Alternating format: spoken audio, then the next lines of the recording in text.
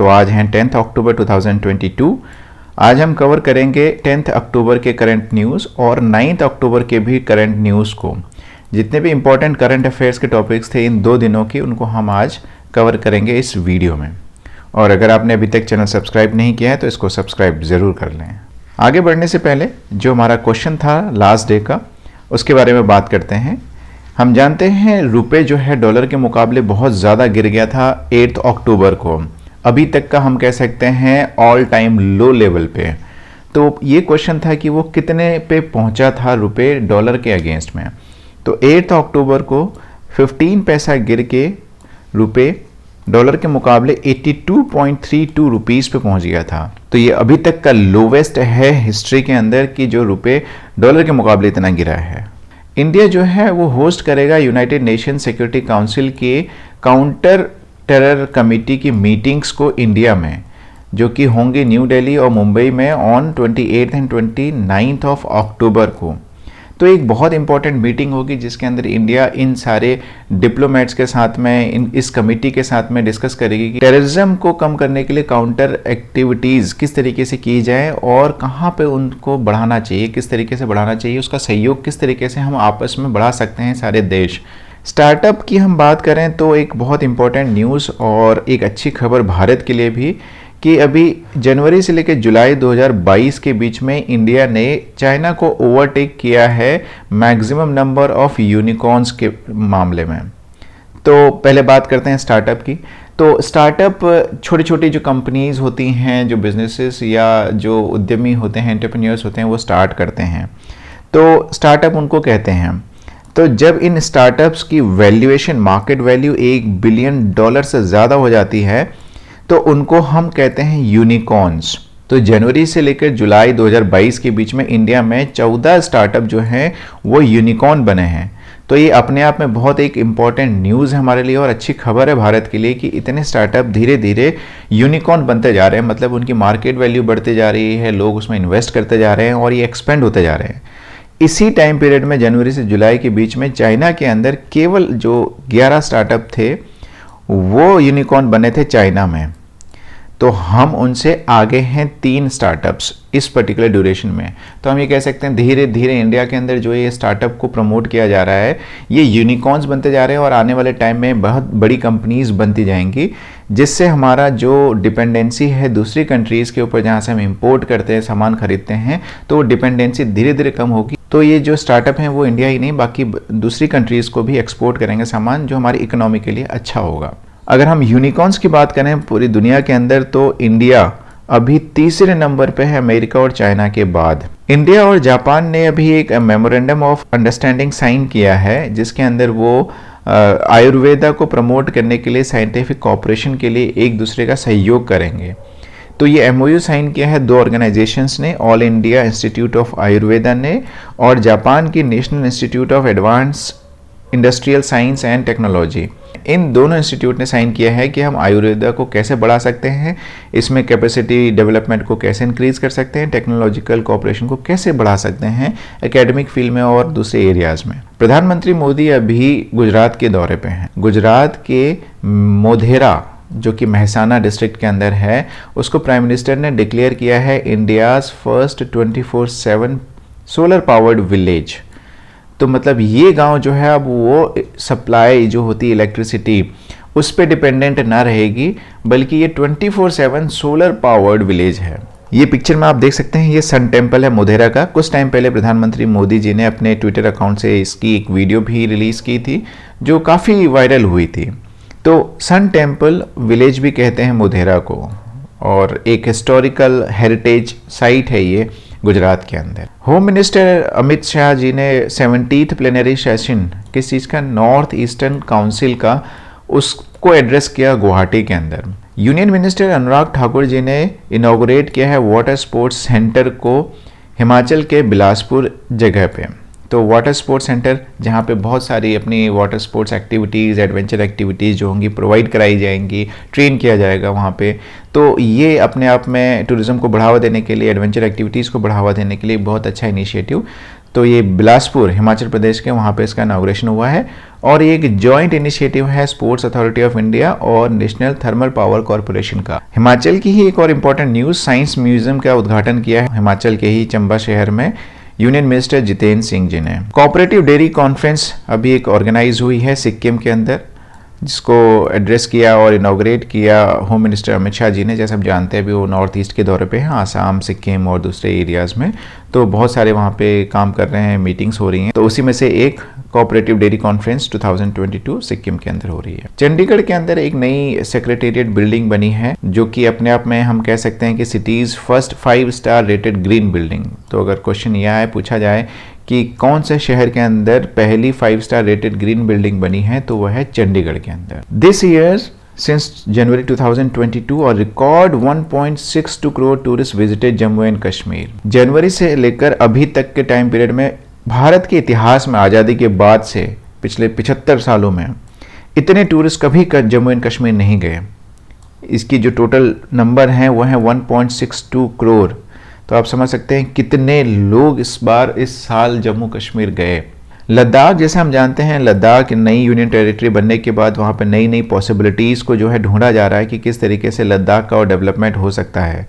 तो उसी सिलसिले में रिन्यूएबल एनर्जी सोर्सेज, हम जानते हैं वहाँ बहुत सारे अनटैप्ड नेचुरल रिसोर्सेज हैं जिनका अभी सही तरीके से यूटिलाइजेशन नहीं हुआ है, उनका यूज़ नहीं हुआ है। तो उन रिन्यूएबल एनर्जी सोर्सेज को ढूंढने के लिए, उनका सही इस्तेमाल करने के लिए फर्स्ट कॉन्फ्रेंस ऑर्गेनाइज कराई गई अभी हाल ही में, जिसको कहा गया फर्स्ट कॉन्फ्रेंस ऑफ द अग्नि कैंपेन। तो ये लेह में ऑर्गेनाइज कराई गई 8 अक्टूबर को, जिसका थीम था सस्टेनेबिलिटी और कल्चर। डिफेंस से रिलेटेड एक बहुत इंपॉर्टेंट न्यूज़, जैसे प्रधानमंत्री कहते हैं कि आत्मनिर्भर बनना चाहिए हमें, उसी सिलसिले में हम ऑलमोस्ट बहुत सारी चीज़ें जो हैं डिफेंस इक्विपमेंट और पार्ट्स हम बाहर की दूसरी कंट्रीज से खरीदते हैं। तो उन चीज़ों को कम करने के लिए, उस इंपोर्ट को कम करने के लिए हमने गवर्नमेंट ने आइडेंटिफाई किया कुछ छोटे छोटे इक्विपमेंट्स जो जनरली हम बना सकते हैं यहाँ पे। तो उस सिलसिले में भी हाल ही में 72 डिफेंस पार्ट्स को वो उनका इंपोर्ट बैन कर दिया गया। तो मतलब अब ये 72 पार्ट जो हम बाहर से खरीदते थे, अब वो इंडिया के अंदर बनाए जाएंगे और बन रहे हैं और उनको इस्तेमाल किया जाएगा। और हम बात करें टोटल ऐसे 1238 आइटम्स को बैन कर दिया गया है इंपोर्ट से। तो इसका मतलब ये हुआ कि अब हम इतने आइटम जो है इंपोर्ट नहीं करेंगे और उनको हम इंडिया में बनाएंगे और यहीं यूज़ करेंगे। उसमें बहुत सारे मिसाइल के इक्विपमेंट हैं, आर्टिलरी के इक्विपमेंट हैं, गन्स के इक्विपमेंट हैं और दूसरे मिलिट्री डिवाइसेस के जो छोटे छोटे इक्विपमेंट्स हैं उनको इसमें शामिल किया गया है। वाइस प्रेसिडेंट उपराष्ट्रपति जगदीप धनखड़ जी ने एक अवार्ड दिया है 23rd Lal Bahadur Shastri national award for excellence, और ये दिया है इस बार डॉक्टर बकुल ढोलकिया को। तो कौन है डॉक्टर बकुल ढोलकिया? ये हैं IIM अहमदाबाद के फॉर्मर डायरेक्टर, जो एक एजुकेशनिस्ट भी हैं और इकोनॉमिस्ट भी हैं। तो उनको इस बार का ये अवार्ड दिया गया है। गवर्नमेंट ने डिफेंस की हम बात करें तो एक इंडियन एयरफोर्स के अंदर एक नई ब्रांच, वेपन सिस्टम ब्रांच, उसको सहमति दी है उसके क्रिएशन के लिए। तो ये क्या करेगा? Unification of all weapon system operators under one entity. तो अब इस एक ब्रांच के अंदर, जिसका नाम है वेपन सिस्टम, इसी के अंदर जितने भी वेपन सिस्टम ऑपरेटर्स होंगे उनको यूनिफाई किया जाएगा, उनको एकत्र किया जाएगा और वो इसके अंडर में काम करेंगे। कर्नाटक की गवर्नमेंट ने अभी ओला, उबर, रैपिडो, इनकी सर्विसेज खासतौर से ऑटोज के लिए उस पर बैन लगा दिया है। तो इशू क्या था?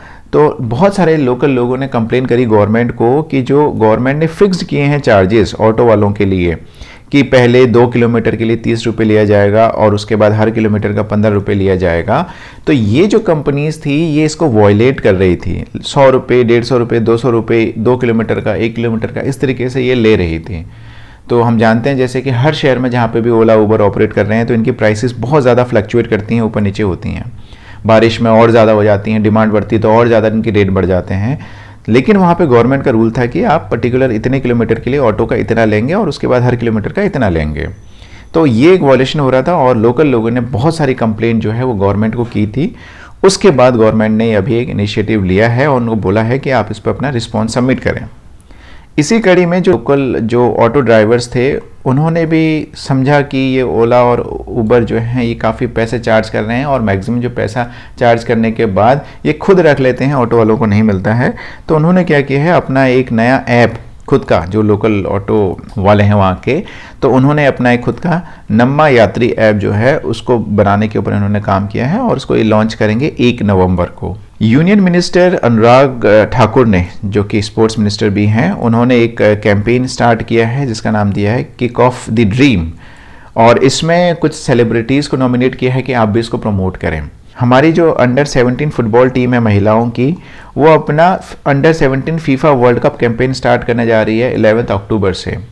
तो उनको मोटिवेट करने के लिए और उनका हौसला अफजाई के लिए ये कैंपेन स्टार्ट किया गया है ताकि वो एक अच्छा प्रदर्शन कर सकें इस फीफा अंडर 17 वर्ल्ड कप में। और इंडिया पहली बार इसको होस्ट कर रहा है इस इवेंट को। स्पोर्ट्स में ही ओलंपियन श्री हरि नटराजन जो कर्नाटक से हैं, इन्होंने नेशनल गेम्स के अंदर जो स्विमिंग से रिलेटेड एक रिकॉर्ड बनाया है। इन्होंने टोटल 6 गोल्ड मेडल जीते हैं। जो गुजरात के अंदर नेशनल गेम्स हो रहे थे उसमें टोटल 6 गोल्ड मेडल जीते हैं स्विमिंग में। और इन्होंने men's 100 metre freestyle final में भी एक रिकॉर्ड बनाया है जो कि 50.41 सेकेंड का है और एक नेशनल रिकॉर्ड है ये अपने आप। 9 अक्टूबर में क्या क्या चीज़ें हुई थी, कौन कौन से इवेंट सेलिब्रेट किए गए थे। बर्थ एनिवर्सरी सेलिब्रेट की गई थी महर्षि वाल्मीकि जी की। हम जानते हैं महर्षि वाल्मीकि ने ही रामायण की रचना की थी और उन्होंने सबसे पहले रामायण लिखी थी। मिलाद उल नबी ये भी सेलिब्रेट किया गया था 9 अक्टूबर को। World post day, national postal week, 73rd raising day of territorial army, TA जिसको हम बोलते हैं, इसको आर्मी ने सेलिब्रेट किया 9 अक्टूबर को। तो टेरिटोरियल आर्मी एक ब्रांच है आर्मी की ही, जिसको फर्स्ट टाइम रेज किया था फर्स्ट गवर्नर जनरल श्री सी राजागोपालाचारी ने इसी दिन, यानी 9 अक्टूबर 1949 में। तो ये 73rd रेजिंग डे था इनका 9 अक्टूबर को जिन्होंने सेलिब्रेट किया। अब 10 अक्टूबर को क्या होने वाला है, 10 अक्टूबर को ministry of skill development and entrepreneurship MSDE, ये एक प्रधानमंत्री नेशनल अप्रेंटिसशिप मेला इसको ऑर्गेनाइज कर रहा है भारत के 280 लोकेशंस पे। तो इस मेले में क्या होगा, ये जो डिपार्टमेंट है, ये मिनिस्ट्री है, ये जो लोकल बिजनेसेस को वहाँ पे इनवाइट करेगी इस मेला में आने के लिए और पार्ट बनने के लिए इसका, और उनसे रिक्वेस्ट करेगी, उनसे गुजारिश करेगी कि जो लोकल यूथ है वहाँ का, उनको आप अप्रेंटिसशिप अपॉर्चुनिटीज़ प्रोवाइड करें ताकि उनकी स्किल बेहतर हो, उनके अंदर नॉलेज आए उस पर्टिकुलर एरिया से लेकर, बिजनेस से लेकर, और वो मोटिवेट हों उसमें काम करने के लिए और अपॉर्चुनिटीज़ ढूंढें स्टार्टअप के लिए और अपना खुद का व्यवसाय स्टार्ट करने के लिए। स्पेस एक्टिविटीज़ को प्रमोट करने के लिए और उनके प्रमोशन के लिए, उसमें और कंट्रीब्यूशन को बढ़ाने के लिए अक्टूबर 4 से लेकर 10 तक वर्ल्ड स्पेस वीक के रूप में मनाया जा रहा है। तो इसको ख़त्म करते हैं आज के इस क्वेश्चन के साथ में। अभी ये जो इलेक्शन सिंबल है एक पार्टी का, ये बहुत ज़्यादा न्यूज़ में है, और एक बाई इलेक्शन है एक स्टेट में, तो वहाँ पे इस सिंबल को लेके बड़ी रसाकसी चल रही थी, जिसके अंदर एक पार्टी के 2 फैक्शन बन गए और दोनों क्लेम कर रहे हैं कि ये हमको दिया जाए। तो आपको ये बताना है कि ये किस पार्टी का सिंबल था। तो अगर आपने चैनल अभी तक सब्सक्राइब नहीं किया है तो इसको आप सब्सक्राइब कर लें, ऐसे ही इंपॉर्टेंट करंट अफेयर्स के बारे में और जो इंपॉर्टेंट बर्निंग इश्यूज़ हैं उनके एनालिसिस के बारे में जानने के लिए इस चैनल के माध्यम से। Thank you.